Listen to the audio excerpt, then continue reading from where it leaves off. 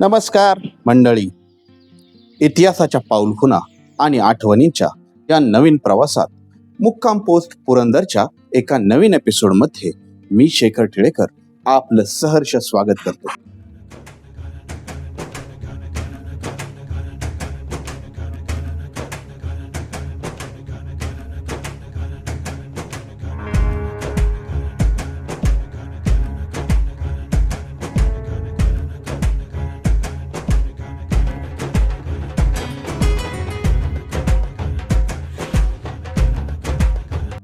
आमचे YouTube channel Marathi मॅटरला आपण दिलेल्या भरभरून प्रतिसादातून आम्हाला प्रेरणा मिळाली एक नवीन प्रवास सुरू करण्याची.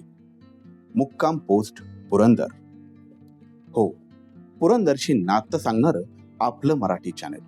यामध्ये आपल्याला पाहायला मिळतील पुरंदरशी संबंधित अनेक रंजक कथा आणि सुंदर व्हिडिओ.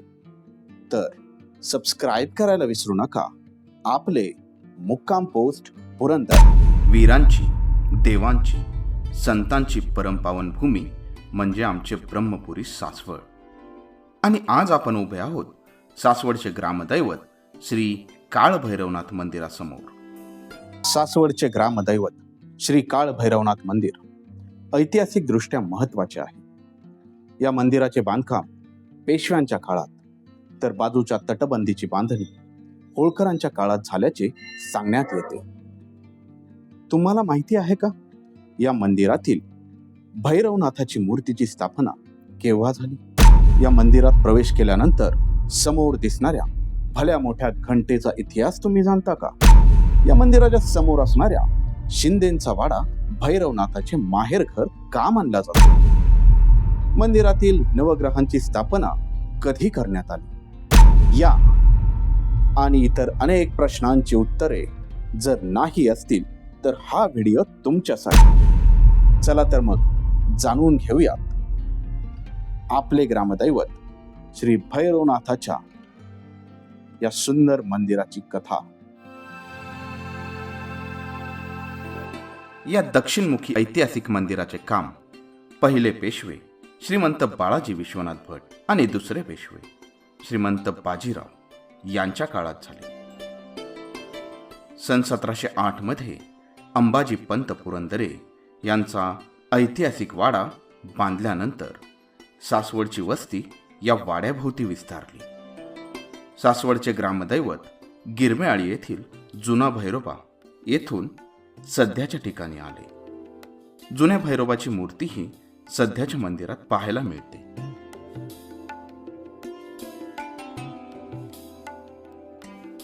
मुख्य दरवाजातून मंदिरात प्रवेश केल्यानंतर समोरच पाहायला मिळते एक भली मोठी घंटा. सोनेरी रंगाची ही घंटा सुस्थितीत असून यामध्ये लाकडी लोलक पाहायला मिळते, ज्यातून घंटेचा नादमधुर आवाज येतो. या घंटेवर लॅटिन भाषेमध्ये एक वाक्य कोरलेले आहे, ज्याचा अर्थ परमेश्वराचा तुम्हाला आशीर्वाद असून तो तुमच्या जवळ आहे असा होतो.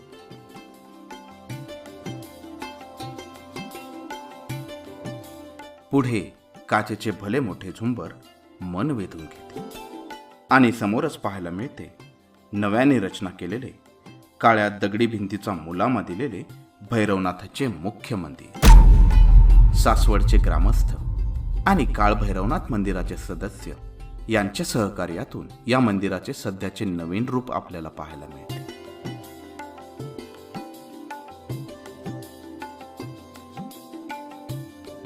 मुख्य मंदिराच्या दरवाजावरील सुंदर कीर्तिमुख आणि पट्टीवरील गणेशाचे दर्शन घेऊन आपण मुख्य मंदिरात प्रवेश करतो. नवनिर्माण केलेले मुख्य मंदिर प्रशस्त आहे. मध्यभागी धातूची कासवाची मूर्ती दर्शन देते.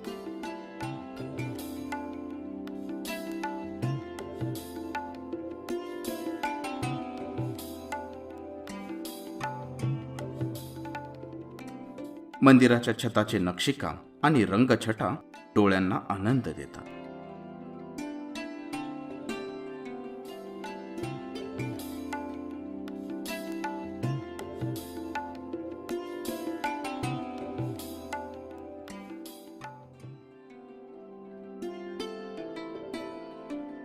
मुख्य गाभाऱ्याच्या दरवाजाचे विविध रंगी काचांच्या साहाय्याने नक्षीकाम केलेले आहे.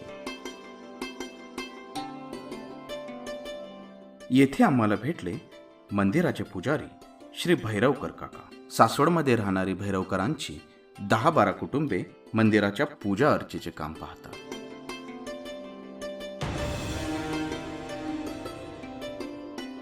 समोर मुख्य गाभाऱ्यात भैरवनाथांची मूर्ती मन मोहून टाकत होती.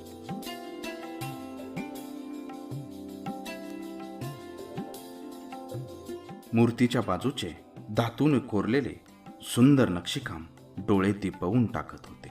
संपूर्ण वातावरण भक्तीने भारलेले होते.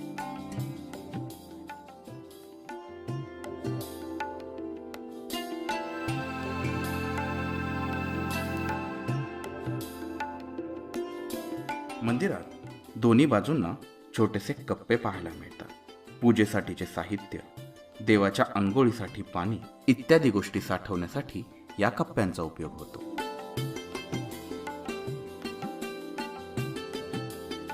आतमध्ये डाव्या बाजूला एरवी कधीही न दिसणारी सुंदर खंडेरायाची मूर्ती पाहायला मिळते. आता ऐकूयात मंदिराचे महात्म्य स्वतः भैरवकर काकांकडून.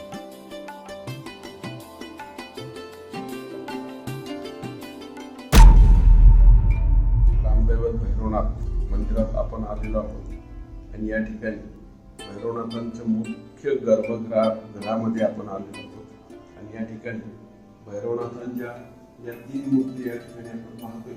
त्याच्यामध्ये उजव्या बाजूला श्री भैरवनाथांची मूर्ती, तसेच मध्यभागी भैरवनाथ स्वतः आहेत आणि डाव्या हाताला जोगेश्वरी मातेची मूर्ती. जोगेश्वरी मातेच्या जवळच पंचधातूची जी मूर्ती दिसते आपल्याला, ही उत्सव मूर्ती आहे. ही उत्सव मूर्ती छबिण्यासाठी पालखीमध्ये मांडून त्या ठिकाणी छबिण्याला ती मिरवणुकीला असते. तर अशा प्रकारे ही मूर्ती शिंदे घराणे अर्पण केलेली आहे. तसेच इकडं समोर पूर्वेला तोंड करून असलेले खंडेरायाचा कोंड आहे, तिथं खंडेरायाची मूर्ती आहे. अशा प्रकारे मुख्य जे दैवत काळ भैरवनाथ जोगेश्वरी एक सासवडचं ग्रामदैवत आहे आणि या ठिकाणी गावातले जे काही उपक्रम आहेत, उदाहरणार्थ शेतकऱ्यांना तर शेतीमध्ये विहीर खांदायची असेल तर भैरवनाथाचा कौल घेऊनच मग ते विहीर खांदण्याचा कार्यक्रम सुरू करतात. किंवा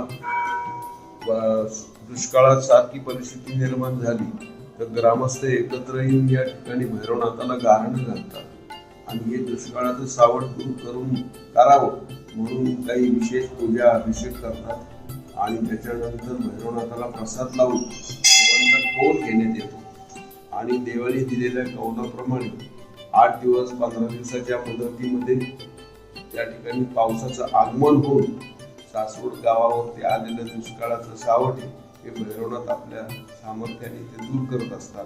म्हणून ग्रामस्थांची भैरवनाथावर अत्यंत श्रद्धा आहे. तसेच ग्रामस्थांना काही आपल्या घराच्या प्रगतीसाठी काही नवीन वस्तू खरेदी करायची असतील, उदाहरणार्थ कार खरेदी करायची असेल किंवा नवीन बंगला बांधायचा असेल, हे सगळे निर्णय भैरवनाथाला अगोदर येऊन सांगतात आणि त्याप्रमाणे ते कार्यक्रम यशस्वी होतो त्यांचा. म्हणून भैरवनाथावर त्यांची अधिक दृढ श्रद्धा आहे. तसेच नववधूवर म्हणजे या ठिकाणी लग्न झाल्यानंतर भैरवनाथाच्या दर्शनाला प्रथम येत असतात, त्यांचा आशीर्वाद प्राप्त करून घेतात. तसेच नवीन आर्भकाचा जन्म झाला एखाद्या घरामध्ये तर त्या आर्भकाला 1.25 महिन्यानंतर प्रथम भैरवनाथाच्या दर्शनाला आणून त्या ठिकाणी जोगेश्वरी मातेची ती जी काही मुलगी बाळंत झालेली ती आपल्या हाताने त्या जोगेश्वरीची उटी भरून तिचं त्या ठिकाणी कृपा संपादन करून घेतात. असं या देवाचं महत्व आहे. तसेच वर्षातून अनेक उत्सव या मंदिरात 12 महिन्याचे 12 उत्सव साजरे होत असतात. मुख्य गुढीपाडवा आहे. गुढीपाडव्याच्या दिवशी मंदिरात गुढी उभारली जाते आणि गावातले लोक या ठिकाणी मोठ्या संख्येने दर्शनाला दिवसभर येत असतात. देवांना उत्तम प्रकारचा पोशाखात साज चढवला जातो. अशी नवीन वर्षाची सुरुवात गुढीपाडव्यापासून होत असते. तसेच भैरवनाथांचा जो मुख्य उत्सव आहे चैत्री उत्सव, तो सुद्धा गुढीपाडव्यानंतर 15 दिवसांनी येत असतो. त्यामुळं या चैत्री उत्सवाच्या निमित्ताने सर्व ग्रामस्थ एकत्र येऊन गावामध्ये वर्गणी गोळा करून भैरवनाथांचा उत्सव मोठ्या प्रमाणात साजरा करत असतात. आणि आखाडा असेल, छबिण्यांच्या स्पर्धा असतील, बैलगाड्यांच्या स्पर्धा असतील, असे विविध उपक्रम ग्रामस्थांच्याकडून राबवले जातात. रोज नित्यनियमाने दर्शनाला येणारे ग्रामस्थ आहेत. सकाळी संध्याकाळी या ठिकाणी दर्शन घेत असतात. तसेच भैरवनाथाचं जागृत स्थान असल्यामुळं या ठिकाणी खंडोबाला दर्शनाला येणारे जेजुरीला काही लोक सासवडच्या भैरवनाथाचं अवश्य दर्शन घ्यावं म्हणून इथे येत असतात. असं या भैरवनाथांचं कीर्ती सर्व महाराष्ट्रात पसरलेली आहे. या ठिकाणचा जो माळी समाज किंवा जगताप समाज काही वर्षापूर्वी आपल्या प्रगतीसाठी त्यांनी गाव सोडलेलं आहे, परंतु ते सुद्धा या ठिकाणी आठवणीने दसऱ्याला आणि नवरात्रामध्ये किंवा चैत्री उत्सवाला या आपल्या ग्रामदेवतेच्या दर्शनाला येतच असतात.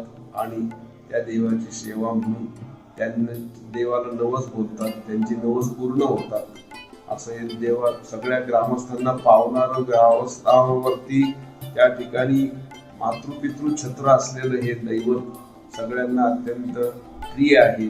आणि अशा या भैरवनाथाचं आपण त्या ठिकाणी दर्शन घेत आहोत. धन्यवाद.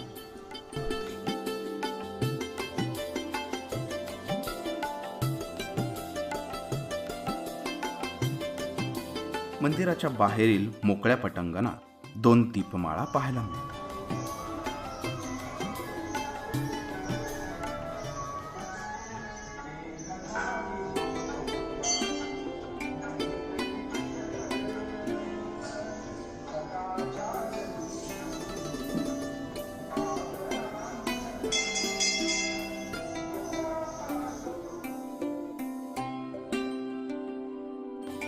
मंदिराचा सुवर्ण कलश तळपत्या उन्हामध्ये तेजाने चमकत होता. वरच्या बाजूने संपूर्ण सासवडचे विलोभनीय दर्शन होत होते.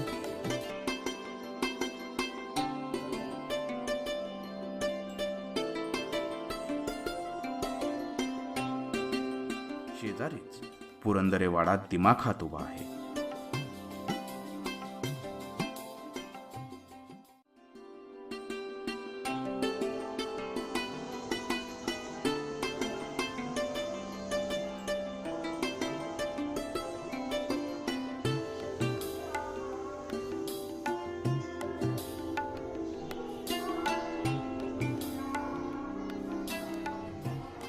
यानंतर आपण पोहोचलोय मंदिराच्या बाहेर असणाऱ्या ओवऱ्यांमध्ये. या ओवऱ्यांमध्ये आपल्याला अनेक मूर्ती पाहायला मिळतात. प्रत्येक मूर्तीची आपली एक कहाणी आहे.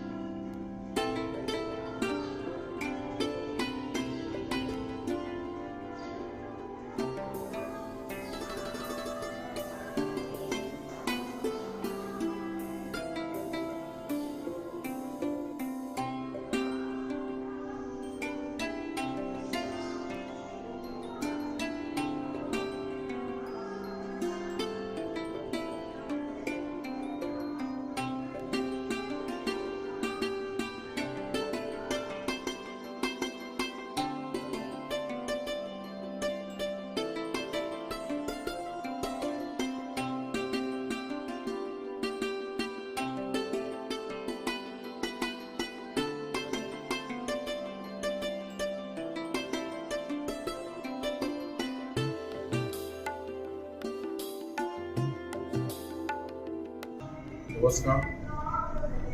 ग्रामदैवत श्री भैरवनाथ यांच्या मंदिराच्या संदर्भात इतिहास सांगण्यासाठी या ठिकाणी मी प्रयत्न करतो आणि हा इतिहास साधारण 300 वर्षापासूनचा आहे.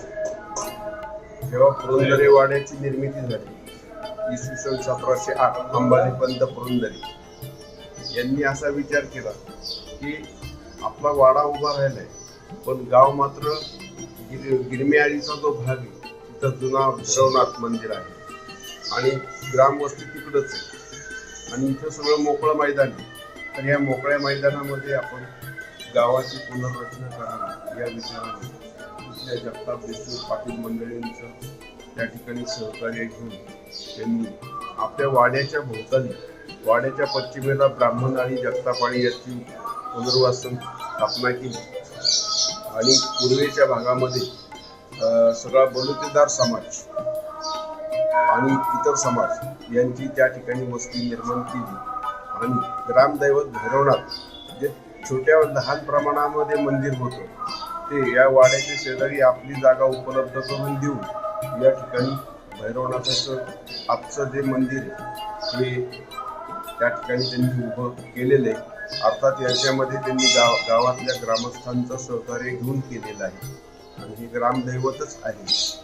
आणि बाकीचा जो परिसर आहे ओवले आहेत कडचे त्या अहिल्यादेवी होळकरांच्या काळामध्ये झाल्या असे एक आख्यायिका आहे. अशा प्रकारे साधारण 300 वर्षाचा इतिहास या मंदिराला आहे आणि असं दगडी बांधकाम सुबक बांधकाम हे ऐतिहासिक बांधकाम असल्यामुळे या मंदिराची शोभा अधिक वाढलेली आहे आणि सध्याच्या ग्रामस्थांनी सुद्धा हा आपला ठेवा जतन करण्यासाठी 10 वर्षापूर्वी जीर्णोद्धाराचं काम केलेलं आहे.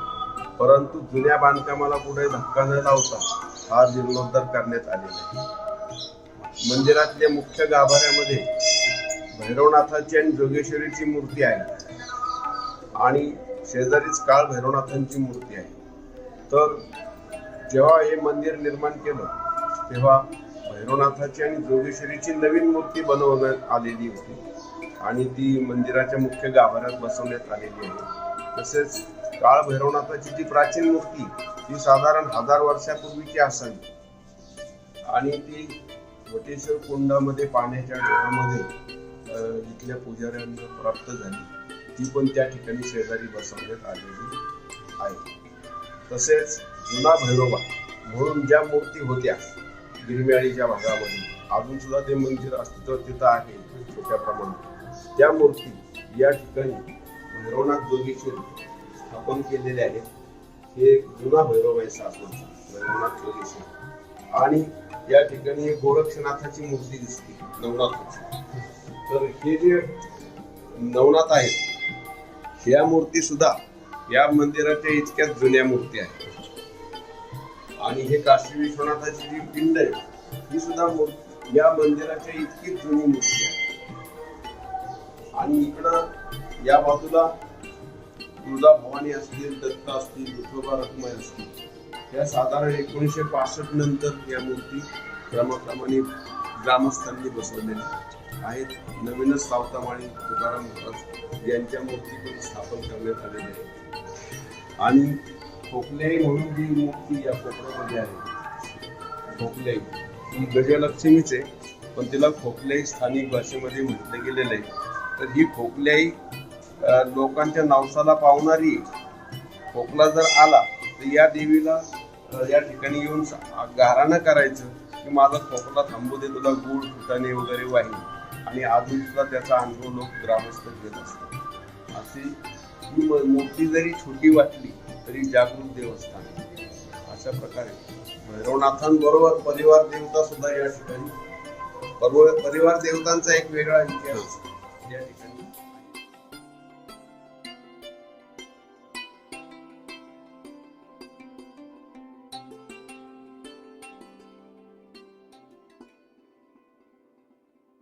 डावीकडील ओव्हऱ्यांमधील मूर्ती पाहून आपण आता बाहेर आलो आहोत.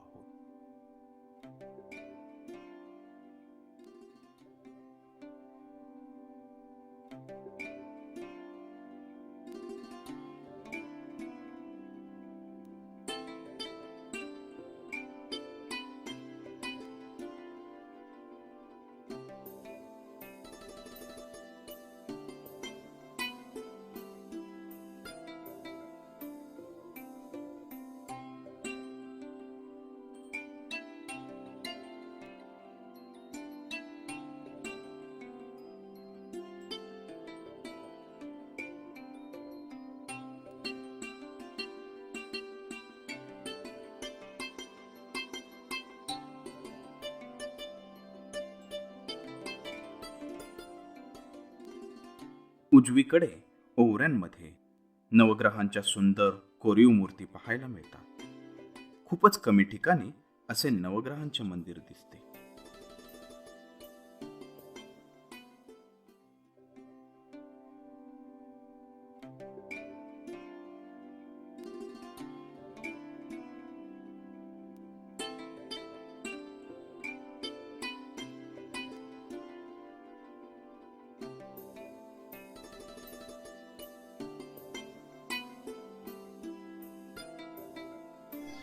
आपण या नवग्रहांच्या मूर्ती पाहत आहोत आणि या मूर्ती 1965 साली स्थापन करण्यात आलेल्या.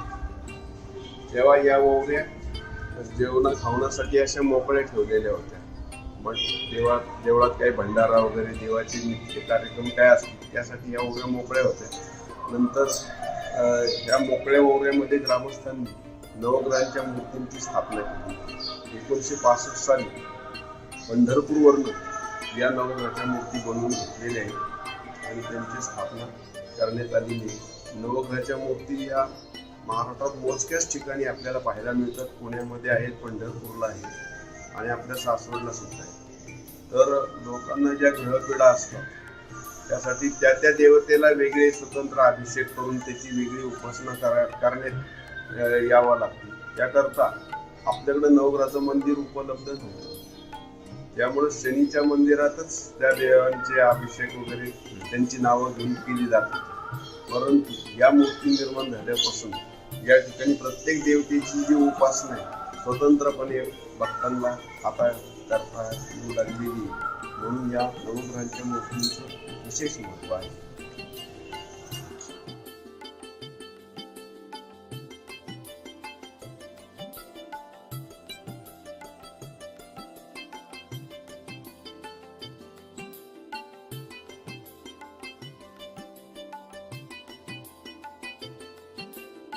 दसऱ्याच्या दिवशी या ठिकाणी सीमोल्लंघनाचा जो कार्यक्रम होत असतो हा अगदी मोठा प्रेक्षणीय आणि पाहण्यासारखा आणि असा ऐतिहासिक स्वरूपाचा असतो आणि तो खरं म्हणजे प्रत्यक्ष डोळ्यांनी पाहिल्याशिवाय त्या उत्सवाचा आपल्याला अनुभव येणार नाही.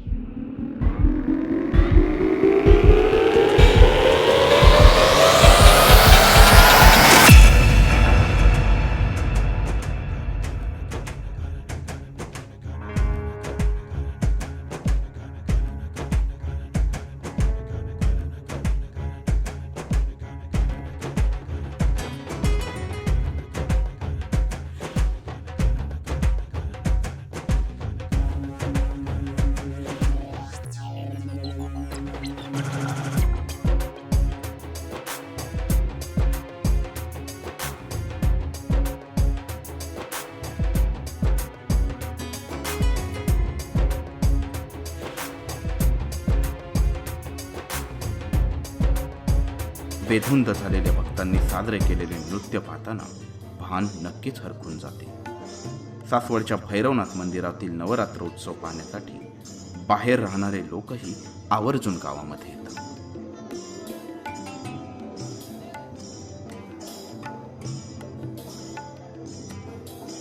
बाजीराव पेशव्यांच्या लष्करात शिलेदार असणारे सरदार तुकोजी शिंदेंच्या पूर्वजांपैकी कोणीतरी काशी क्षेत्रावरून एक पंचधातूची उत्सव मूर्ती आणली होती, जी पुढे भैरवनाथाला अर्पण केली गेली. दसरा, माघ आणि पौष पौर्णिमेला नाथांची पालखी गावातून फिरून आल्यानंतर ही मूर्ती शिंद्यांच्या घरी आणली जाते.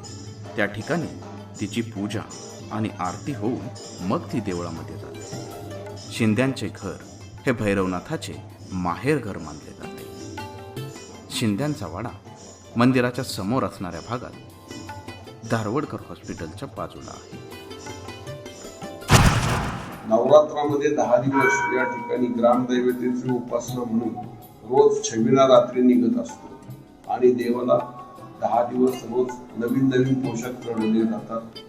रात्री छबिना होत असतो आणि त्या निमित्ताने दर्शनाला गावातून बाहेर गेलेले लोक सुद्धा त्या 10 दिवसात येऊन जातात आणि देवाची सेवा करत असतात.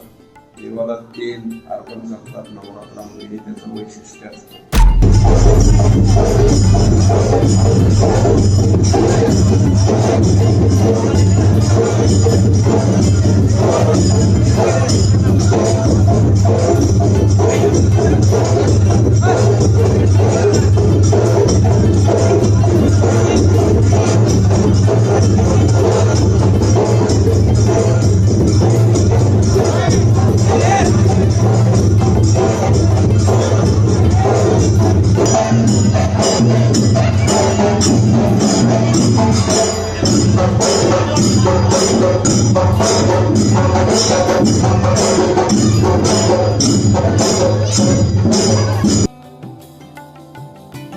दररोज चालणाऱ्या आरतीबरोबरच दसरा, पाडवा, चैत्री उत्सव, नवरात्र इत्यादी विशेष दिवशी भैरवनाथ मंदिरात एक जल्लोष पाहायला मिळतो.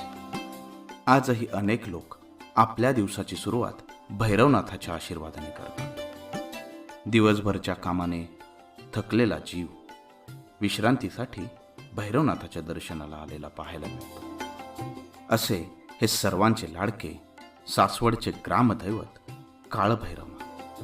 आपल्या पुढच्या ट्रिपमध्ये भैरवनाथाच्या या ऐतिहासिक मंदिराला भेट द्यायला विसरू नका. तर मंडळी, या व्हिडिओमध्ये आपण जाणून घेतल्या आपले ग्रामदैवत श्री काळभैरवनाथाशी संबंधित काही सुंदर रंजक कथा आणि माहिती. पुन्हा भेटूयात एका नवीन प्रवासामध्ये. तोपर्यंत सबस्क्राईब करायला विसरू नका. आपले मुक्काम पोस्ट पुरंदर. धन्यवाद.